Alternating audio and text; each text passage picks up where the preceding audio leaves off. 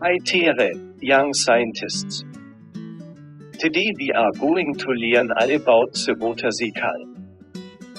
Tiger, are you ready to get wet?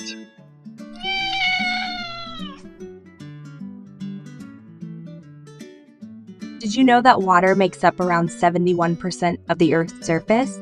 We find water in oceans, rivers, lakes, and in other water bodies. We can also find water in its 3 different states. Oceans contain liquid water, glaciers contain solid ice, and within our atmosphere, we find water vapor in its gaseous form. The first stage of the water cycle is known as evaporation. This is where heat from the sun causes liquid water in places such as oceans to evaporate into the atmosphere as water vapor. Another process called transpiration occurs when evaporation occurs through the leaves of plants. Hey Tiger, what is water's favorite magic trick? Disappearing through the process of evaporation.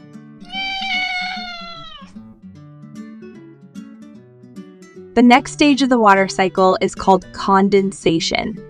Water vapor that has accumulated in the atmosphere eventually cools down due to the low temperatures found at high altitudes. These vapors become tiny droplets of water and ice, eventually coming together to form clouds. We find many types of different clouds in our atmosphere. For example, at low altitudes we find big fluffy cumulus clouds, whilst at high altitudes we find small wispy clouds called cirrus. Wow, it is so high up here. What a lovely view. It thinks that we are going to get wet. Can you feel the rain coming? After condensation, we come to the precipitation stage of the water cycle. Precipitation occurs because water droplets in clouds combine to make bigger droplets. So when the air cannot hold any more water, it precipitates. If the temperature is very low and below 0 degrees, then the water droplets would fall as snow. Tiger, watch out for the lightning. All of my clothes are so wet now. The last stage of the water cycle is known as collection. Fallen precipitation is then collected in bodies of water, such as rivers, lakes, and oceans. If the water falls on vegetation, it may evaporate from leaves back into the air or trickle down to the ground. Some of this water may then be taken up by the plant roots in the earth.